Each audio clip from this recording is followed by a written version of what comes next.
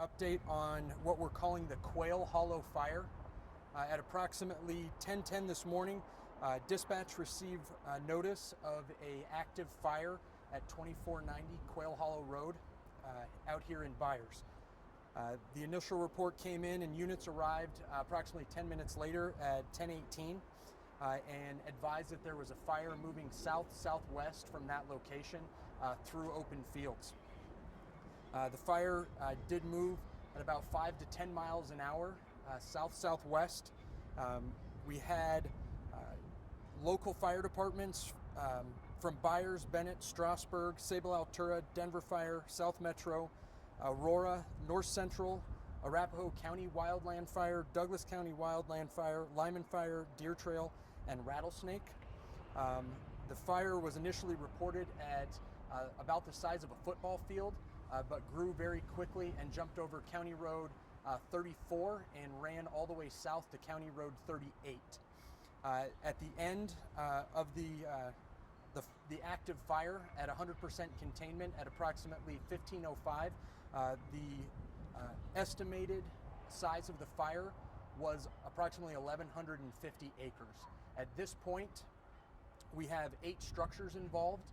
We don't have confirmation on just outbuildings or homes at this point, but we will have further information as that becomes available. Along with the fire departments that I mentioned, we did call on state air resources. We had 3 single engine air tankers in the area that provided us with air support as well as water and fire retardant to be laid down to stop the spread of the fire. We also requested Douglas County's helicopter, which arrived on scene and continued to dump water until we had 100% containment of the fire. At this point, we have no reported injuries to humans, whether it was crews working the fire or residents that were actually involved in the fire. The Arapahoe County Sheriff's Office did take control of this fire at approximately 1300 hours because it grew beyond the capacity of local fire agencies, and that was in coordination with our command post and our unified command that was set up at 2490 Quailhollow Road.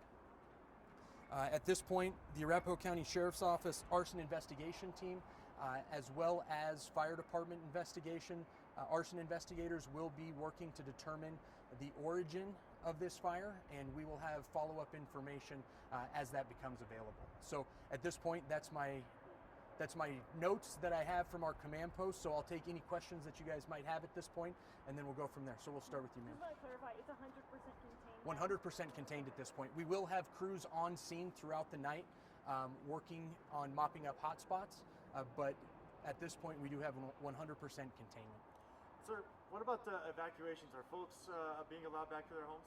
At this point, yes, we're working through the fire departments that are working hotspots right now to make sure that individuals are able to get back to their homes. We are working with people who were evacuated that might not be able to return home right now through the Red Cross to have resources available for them and as well as their animals. So we know that this is a rural agricultural area.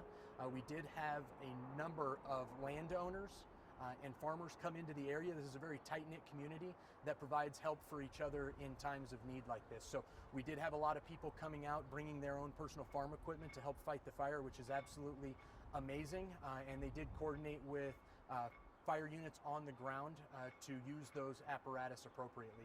So they're also working on places to put livestock that might be displaced at this point into a safe location. We also have a secondary collection point at the Arapahoe County Fairgrounds for animals that might have gotten out that people are trying to round up and take to a location point.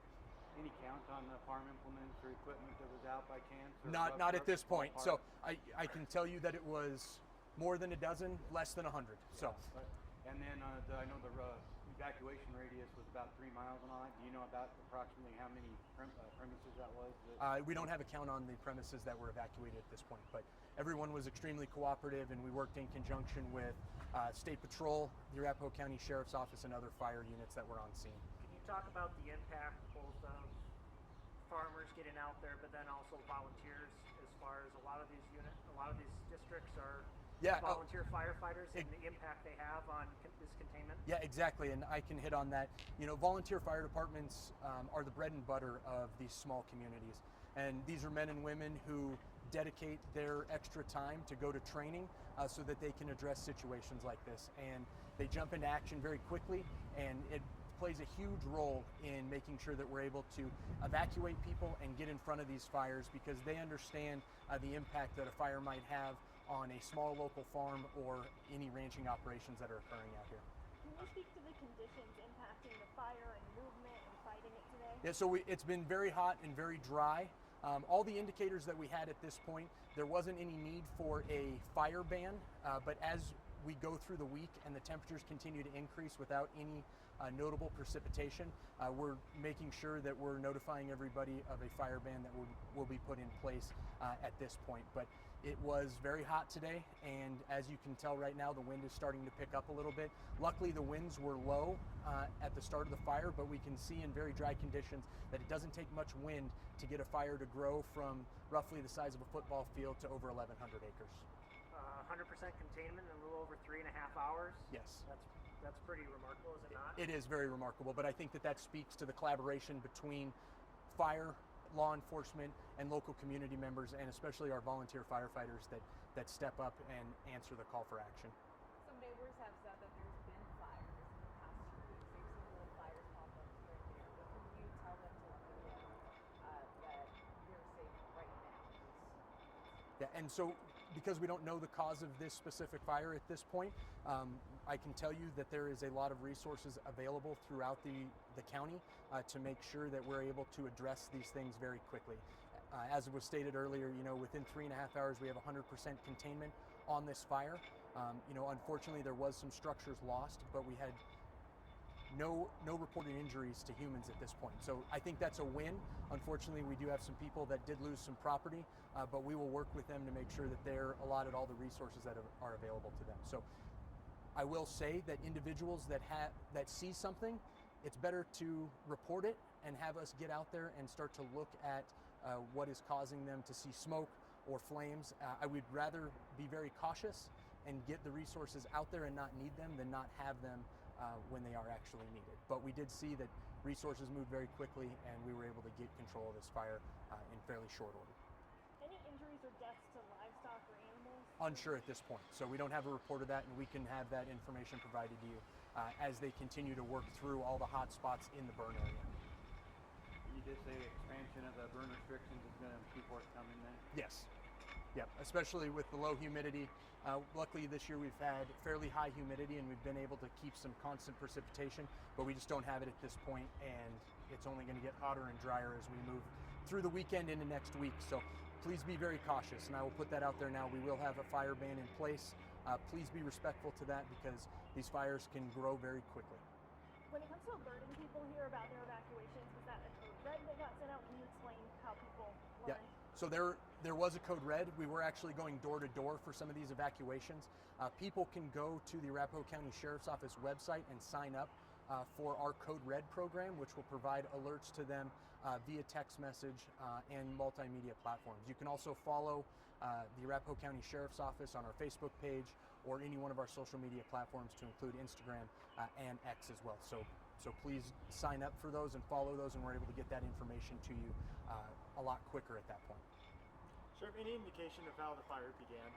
No, as I stated, our arson investigation team is going to work with fire arson investigators to determine the origin of this fire, and that information will come out as they find that out. So they were just arriving on scene as I was heading to this press conference. Did this fire begin on private property?